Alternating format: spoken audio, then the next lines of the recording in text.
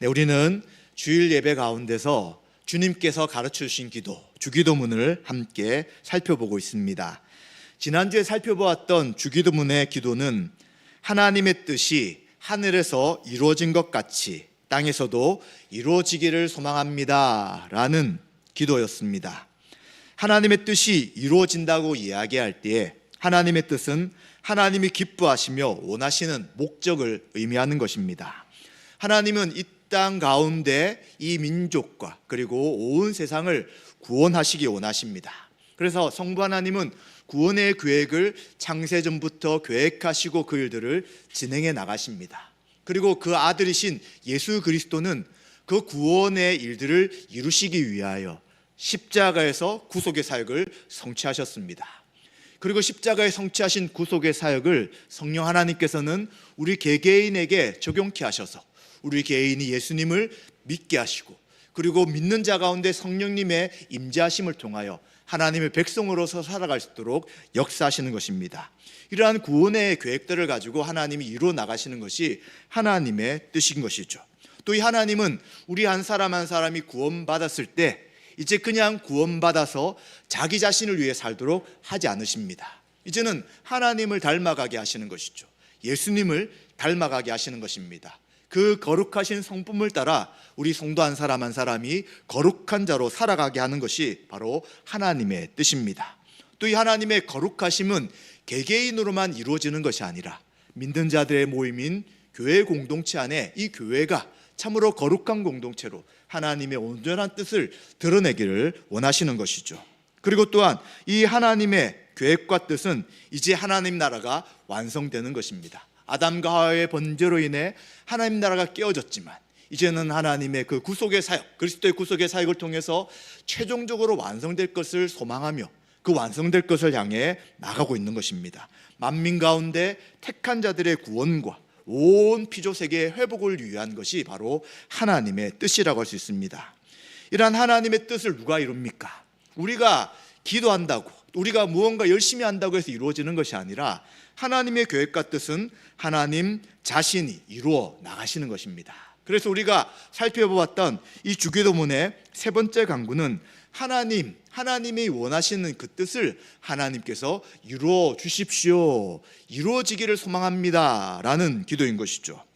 이러한 하나님께서 이루실 이 기도의 응답, 하나님의 뜻은 바로 이 땅 가운데 임하신 예수님을 통해서 분명하게 드러나며 성취되었습니다. 예수님께서는 자신의 뜻을 위해 이 땅에 오시지 않으셨습니다. 그를 보내신 성부 하나님의 뜻을 이루기 위해 이 땅에 오셨습니다. 그래서 인간의 육체를 가지고 이 땅에 오셨을 뿐만 아니라 이 예수님은 12살 때도 바로 율법학자들과 말씀에 대해 토론할 수 있을 지혜와 성령의 충만한 분이셨습니다.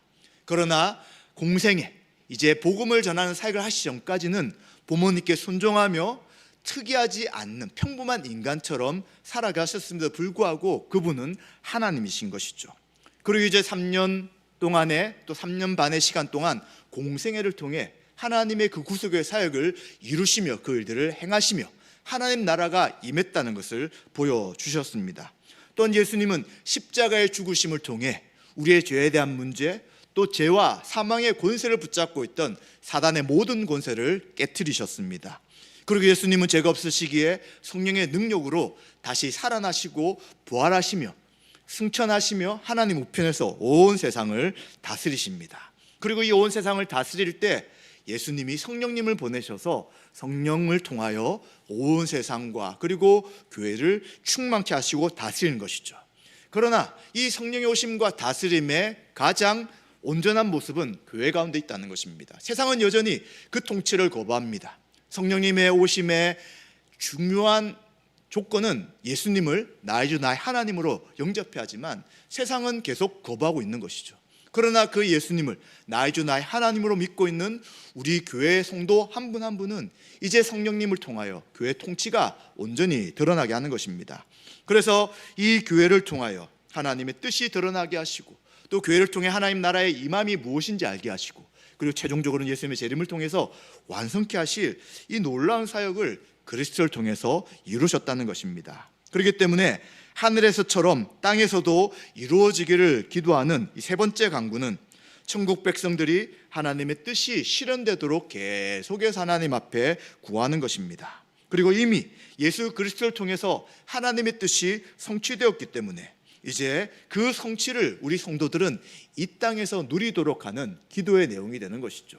하나님의 뜻이 하늘에서 이루어진 그 뜻이 지금 이 땅 가운데, 교회 가운데, 우리의 삶 가운데 이루어지기를 소망합니다 라고 기도하는 것이죠. 그리고 이러한 기도를 할 때 이제 우리는 날마다 말씀 앞에 서서 우리 자신의 죄와 하나님 말씀에 순종하지 못한 것을 회개하고요.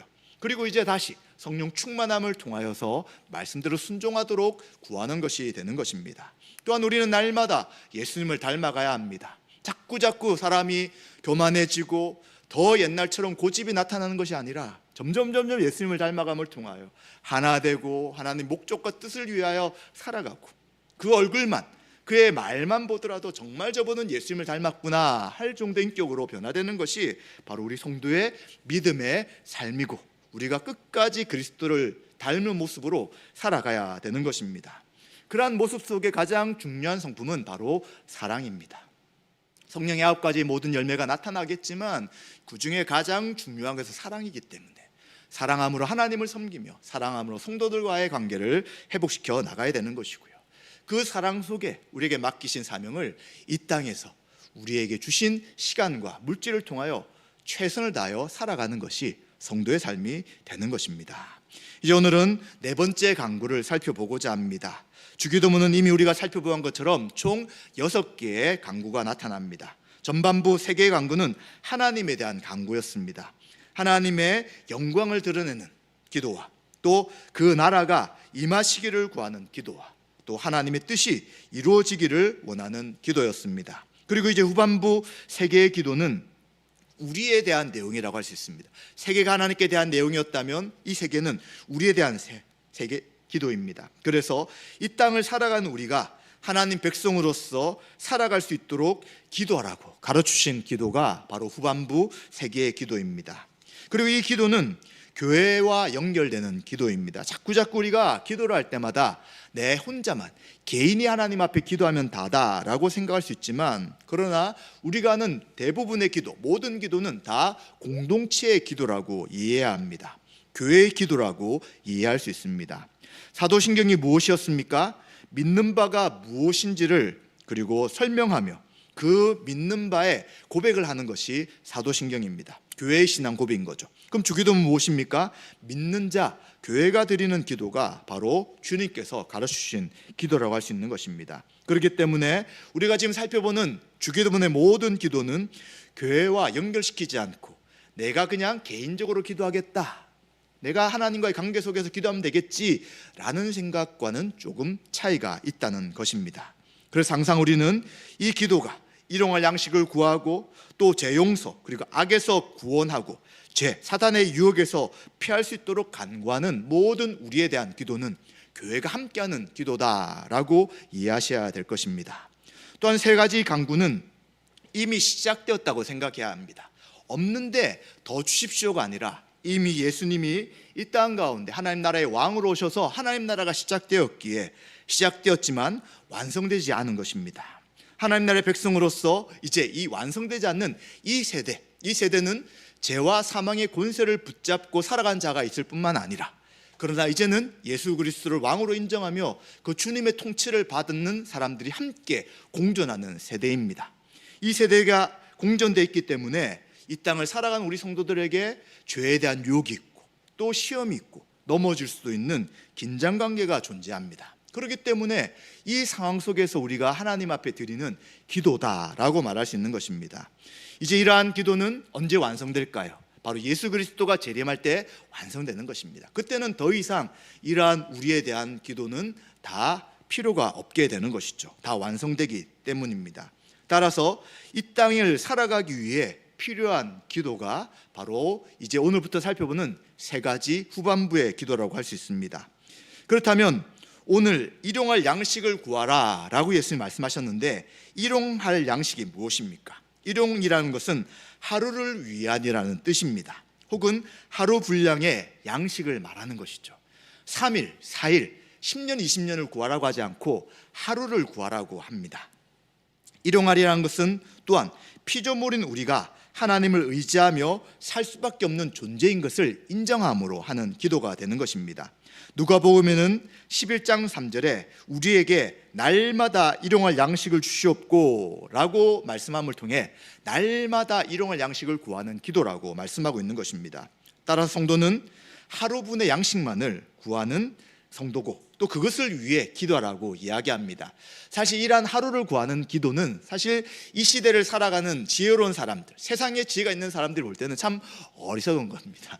무슨 하루하루 살아가는 저런 하루살이 같은 인생을 살아가려고 하냐, 이해할 수 없습니다. 그러나 주님은 그 사람들은 이해하지 못할지라도 왜 우리가 하루의 양식만 구하라는 것을 우리에게 이해하도록 알려주시는 것입니다. 왜냐하면 이제 성도는 하나님의 영광을 구하고 하나님의 뜻이 이루어지기를 구하라고 말씀하셨습니다. 따라서 하나님의 뜻에 순종해 살아가는 성도는 일용할 양식을 누가 준다는 것입니까? 다른 사람들이 주는 것이 아니라 하나님이 공급하신다라는 고백으로 기도하는 사람이라는 것입니다. 하나님의 뜻이 이루어지는 것은 하나님의 계획과 의지대로 이루어진다고 말할 수 있습니다. 마찬가지로 하나님의 뜻에 순종하며 살아가는 것도 우리의 힘으로만 되는 것이 아니라 하나님의 은혜를 알고 그 하나님을 의지하며 따라갈 때 이루어지는 것입니다. 그래서 그것을 인정하는 자가 하나님 앞에 기도하는 것입니다. 만약 하루분의 양식을 구하지 않는다면 어떻게 될까요? 내일을 염려하게 됩니다. 1년을 염려하게 됩니다. 10년을 염려합니다. 우리가 살아가는 그 미래 인생을 계속해서 염려하는 것이죠. 이 염려하는 사람들의 그 모험의 테두리를 보통 뭐라고 하냐면 염세주의자라고 이야기하죠. 네. 하루를 생각하지 않고 미래를 계속 생각하다 보니까 소망이 없습니다. 의미 없는 인생이다. 필요 없는 세상이다라고 하면서 염세주의에 빠져서 그냥 허랑방탕, 소망 없이 살아갈 수밖에 없다는 것이죠. 그런데 주님은 우리에게 하루의 양식을 구하라고 분명하게 이야기합니다. 이것은 이미 구약에서 하나님께서 이스라엘 백성들에게 매일매일 먹이시는 것을 보여주시고 하루를 사는 것이 무엇인지를 알게 하셨습니다. 그것은 바로 구약의 만나와 메추라기가 되는 것이죠. 하나님 광야길을 살아가는 이스라엘 백성들이 오직 하나님만 의지하며 살아가도록 만나를 통해서 훈련하여 주셨습니다. 이스라엘 백성들은 하루 만에 만나를 취함으로 그 다음 날에도 양식을 주실 것이라는 믿음을 표현했습니다. 같이 한번 읽어보겠습니다. 출애굽기 16장 4절입니다. 그때 여호와께서 모세에게 이르시되 보라, 내가 너희를 위하여 하늘에서 양식을 비같이 내리리니 백성이 나가서 일용할 것을 날마다 거둘 것이라. 이같이 하여 그들이 나의 율법을 준행하나 아니하나 내가 시험하리라. 아멘. 하나님은 양식을 그 다음 날까지 얻게 하시는 것이 아니라 매일 주시겠다고 약속합니다. 그러니까 어떻게 합니까? 그 하나님을 신뢰하는 사람은 매일의 양식만 가져가는 거예요. 그런데 어떤 사람들이 이것을 믿지 않았어요. 그리고 그 다음 날 것까지 취했더니 그 다음 날 것은 다 벌레가 먹어서 썩어버렸다고 성경은 말씀하는 것이죠. 하나님은 매일매일 주시는데 나 못 믿겠어요. 분명히 받는데도 못 믿겠다고 하는 사람들은 그 다음 양식을 염려하며 살아가지만 결국은 썩을 것밖에 없다는 것입니다. 제가 이것을 철저하게 깨달은 날이 군대였습니다. 이제 군에 가서 훈련소에서 이제 간식을 줘요. 얼마나 훈련소에 가면 배가 고픈지 모릅니다. 그래서 이제 근데 또 양을 또 한 3개를 주면 2개 정도 먹지만 1개는 먹을 수가 없어요. 그래서 내일 배고플 때 먹어야지 하고는 이제 어디 숨겨놓습니다. 그런데 이제 군대는 마지막 시간 10시 정도 되면 취침을 하기 위한 점호를 하게 되거든요. 이제 그 반을 맡는 뭐라고 해야 되죠? 분대장 정도 되는 분이 이제 고참들이 와가지고 훈련병이죠. 훈련시키는 분들이 와가지고 이제 점호를 합니다. 그러면서 갑자기 이제 간식이 나왔던 그날 뭘 요구하냐면 이제 숨겨놓은 빵을 다 꺼내라는 거예요. 깜짝 놀랐죠. 어떻게 알았지? 그리고 어떤 사람 숨기려고 했지만 그때는 숨길 수 있는 분위기가 아니에요. 찾으면 다 나올 수, 뭐 어디 숨기겠습니까? 그래서 다 끄집어내었는데 빵들이 수북하게 쌓인 거예요. 다 뭐 저처럼 그런 생각이 있죠. 오늘 못 먹겠는데 내일 먹어야지 했는데 다 수거해버린 거예요. 그래서 하루에 줄 거는 하루에 먹어야 되는구나, 이 군대가 맞나구나 하는 생각을 했습니다. 그래서 염려해서 쌓아두면 다 빼앗기고 없어지는 것을 제가 군에서 철저하게 경험을 했던 것입니다. 마찬가지입니다. 이스라엘 백성들도 에이, 하나님 내일 주실까? 오늘밖에 안 주시겠지라고 생각하고 내일 것을 구하면 다 썩어 없어지는 것이죠. 무엇을 요구하는 것입니까? 하나님이 이스라엘 백성들을 먹이시고 살리시는 하나님이신 것을 신뢰하고 살아가는 것입니다. 이방인들은 그렇게 살지 않죠. 자기를 위해 살아가지만 이스라엘 백성들은 하나님이 살아계셔서 그들을 먹이시기 때문에 그 하나님을 신뢰하며 살아가도록 하시는 것입니다. 마찬가지입니다. 우리 성도님들이 왜 주일에 다른 사람들 다 열심히 일하거나 쉬고 있는 이때 예배를 드립니까? 왜 주일에 해야 될 것이 많음에도 불구하고 그것을 멈추며 예배의 최우선을 드립니까? 하나님께서 우리를 먹이시고 입히신다는 것을 믿고 있기 때문입니다. 그것을 믿지 못하는 분은 이 시간이 너무 괴로운 거예요. 지금 가게 가야 되고 사업을 해야 되고 사람 만나야 되고 또 뭔가 쉬어야 되는데 왜 내가 이 시간을 와가지고 이렇게 1시간 이상의 시간을 허비하고 있는가라고 생각하는 것이죠. 그런 분들은 하나님이 우리의 양식을 하루로 주신다는 것을 믿지 못하는 것입니다. 그렇게 믿지 못할 때 우리에게 뭐가 생깁니까? 염려, 근심, 걱정, 그리고 계획들이 쭉 생기죠. 그런데 한번 경험해 보셨잖아요. 그래서 그 예배를 드리는 것을 멈추고 자기의 계획과 뜻을 위해 살아갔던 그 하루의 삶이 어땠습니까? 평소보다 모든 것들을 더 열심히 했습니까? 아니면 일들이 잘 순탄하게 이루어졌습니까? 아니면 마음 가운데 평안이 있었습니까? 전혀 아닌 것이죠. 그래서 우리 성도는 하나님 우리의 모든 것을 인도하시기 때문에 이 하루의 날은 하나님 앞에 예배하며 영광 돌리며 성도들이 함께 교제하고 말씀을 배우며 은혜 나누는 시간이고요. 이 은혜를 충만하게 받아서 그 다음 월요일부터 시작되는 또 일주일의 삶을 살아가는 것입니다. 그래서 어떨 때는 육체의 피곤함이 있어요. 근데 우리의 인간은 굉장히 특이한 것이 육체에 좌우되는 사람들이 아닙니다. 정신에 좌우되고 정신을 뛰어넘어서 영에 좌우되는 존재가 바로 우리 인간들입니다. 그래서 우리 성도님들은 육체가 피곤하고 힘들지라도 이제 우리 영혼 가운데 하나님의 은혜가 충만히 임하면 그 힘으로 날마다의 삶을 살아갈 수 있다는 것을 기억해야 되는 것입니다. 그래서 이것도 믿음이 필요한 거예요. 교회 왔더니 너무 힘들어, 육체도 피곤해, 그리고 사람들과 만나니까 또 에너지도 많이 들여, 이때 내가 이거 했으면 훨씬 유익했을 것인데 라고 살아가는 것과 온전히 하나님을 만나며 성도들과 교제하고 말씀을 배우는 그것에 집중하는 것과는 분명히 차이가 생기는 것입니다.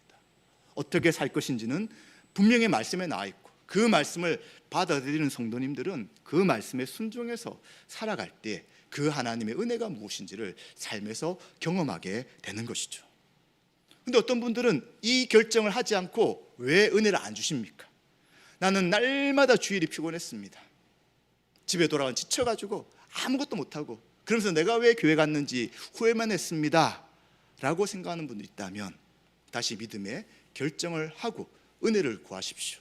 일용할 양식을 구하십시오. 하나님 살아계시다면 이렇게 육체가 피곤한 생각되는 저의 생각과 마음을 바꾸셔서 월요일부터 시작되는 새로운 삶이, 일상의 삶이 하나님의 은혜로 살아가는 것을 깨닫게 해주십시오 라고 믿음의 발자국을 움직이고 기도한다면 분명히 하나님의 살아계심을 우리 각자에게 보여주실 것입니다. 이러한 우리가 기도하는 세 번째를 넘은 네 번째 강구는 우리 아버지신 하나님으로 인해 우리의 생명과 그리고 날마다 일상이 유지되고 보존된다는 것을 고백하는 기도가 되는 것입니다. 하나님 우리 아버지가 되시기 때문에 일용할 양식을 위해 염려할 필요가 없다는 것입니다. 마태복음 6장 31절 32절도 같이 한번 읽어보겠습니다. 잠깐 제가 앞에 이 온풍기를 좀 끄도록 하겠습니다.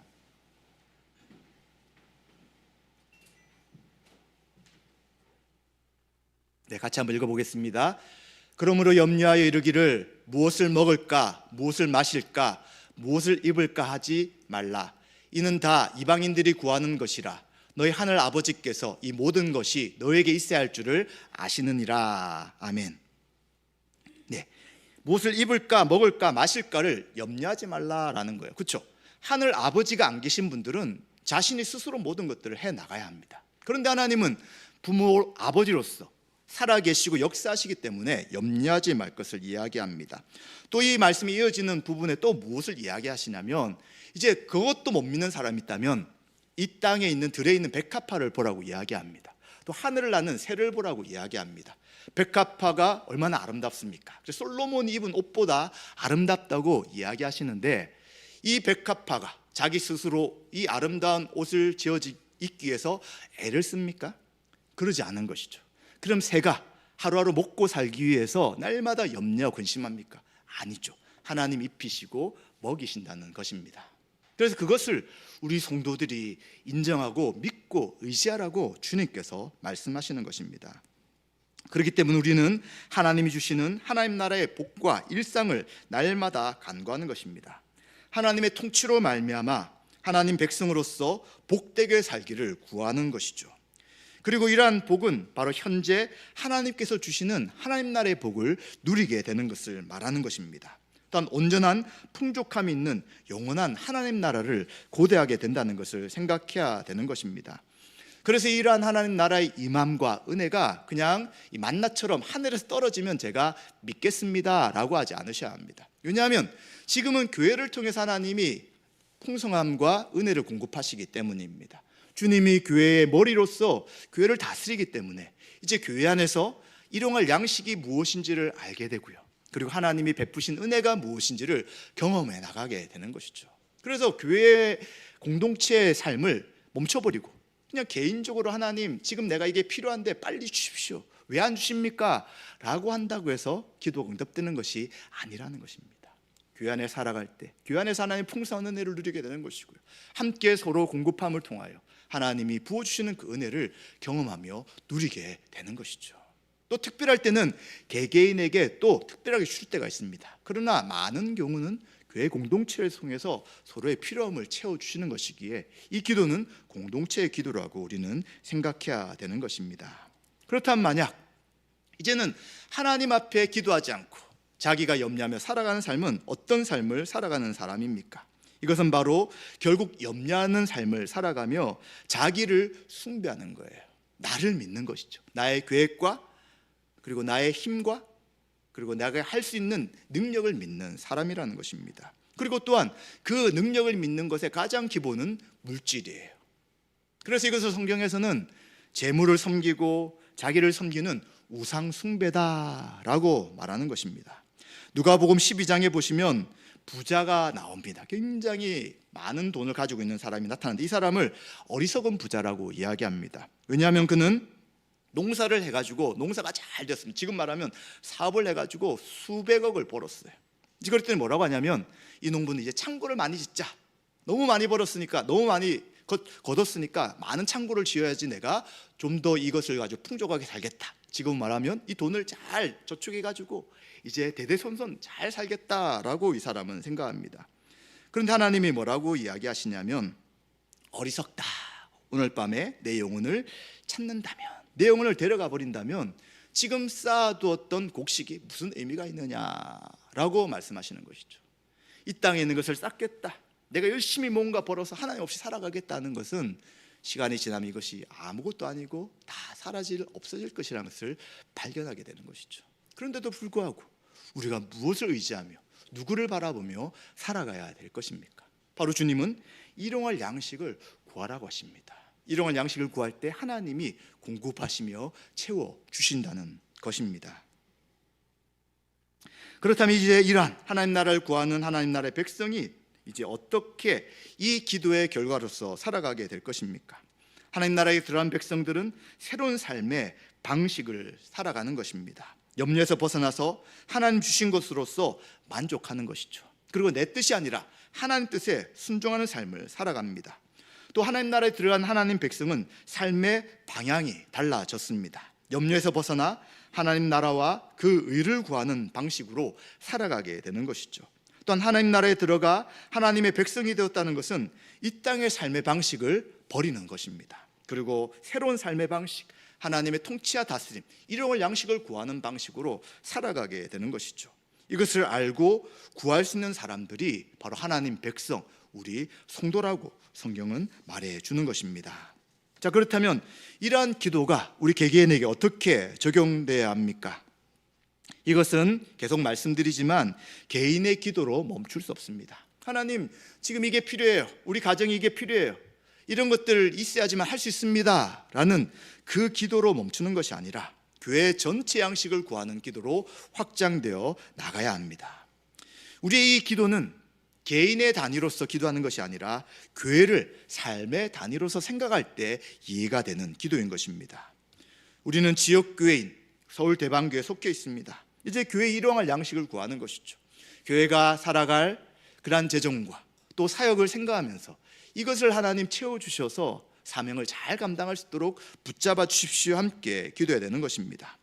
또한 개인을 위한 기도는 멈추고 더 확장되어서 이제는 다른 사람의 일용할 양식에 관심을 가져야 합니다. 이제 우리 개개인은 어느 정도 살아갈 수 있다면, 그리고 하루하루 하나님이 공급하신 은혜가 있다면 그렇지 못한 사람들이 우리 주변에 보여야 합니다. 그런데 우리 교회 안에 없다면 또 어디로 확장시켜 나가야 합니까? 우리 주변에 있는 사람들, 믿지 않는 사람들까지도 확장시켜 나가서 이제 이들 가운데 무엇이 더 필요할까라는 생각을 해봐야 합니다. 올해부터는 이제 주민센터에서 한 분을 좀 도울 수 있도록 후원을 요청했습니다. 당회와 또 구제부와 상의해서 이제 한 명을 도울 수 있도록 이제 후원하기로 했습니다. 그래서 이러한 일들은 세상 사람들도 하는 것이지만 우리 교회가 계속해서 관심을 가지고 해야 될 일이기 때문에 이러한 일들을 우리는 지속적으로 해 나갈 것입니다. 그래서 이러한 일용할 양식을 구하는 기도는 나만 잘 먹고 살면 되지가 아니라 교회와 또 주변까지의 하나님의 공급하신 은혜가 있기를 구하는 것으로 계속 확장시켜 나가야 되는 것입니다. 또 이러한 기도를 드릴 때 이제 우리는 다른 지체를 위해 살아가겠다라는 그 결정 가운데 드리는, 결단 가운데 드리는 기도라고 할 수 있습니다. 하나님, 저에게 필요한 것을 주십시오 라고 일용할 양식을 구할 수 있습니다. 처음 예수님 믿을 때는 그렇게 구하게 됩니다. 그런데 이제는 내가 이러한 기도 응답 받아서 잘 지내는 것으로 멈추는 것이 아니죠. 하나님 은혜로 공급한 것을 내가 속한 교회의 다른 지체들에게 나누어 주는 것입니다.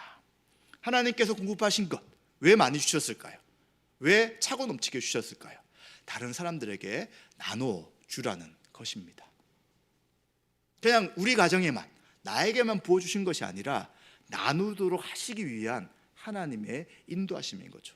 그리고 이것은 좀 더 확장된다면 교회를 넘어서서 아직도 복음을 들어야 될 수많은 영혼이 우리 주변에 있기 때문에 그들에게도 하나님 부어주신 은혜가, 물질적인 은혜가 함께 나누어지는 것이 바로 이 주기도문의 기도의 의미를 알고 기도하는 그러한 적용이라고 우리는 할 수 있는 것입니다.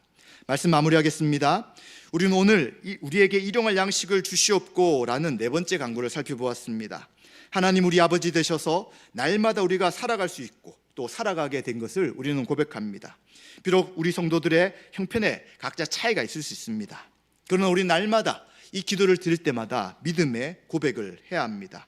있는 것을 족한 줄로 알고 자족함으로 살아갈 때 이제 이 기도가 우리 삶에 온전한 적용이 이루어질 수 있을 것입니다. 더 나아가 나 자신만을 구하는 것이 아니라 교회와 연약한 자들을 위해 우리는 기도해야 되는 것이고요. 또 그것을 위해 다른 사람과 나누며 살아가는 것입니다. 이러한 삶을 살아갈 때 네 번째 강구의 온전한 의미를 아는 성도의 모습이 될 것입니다.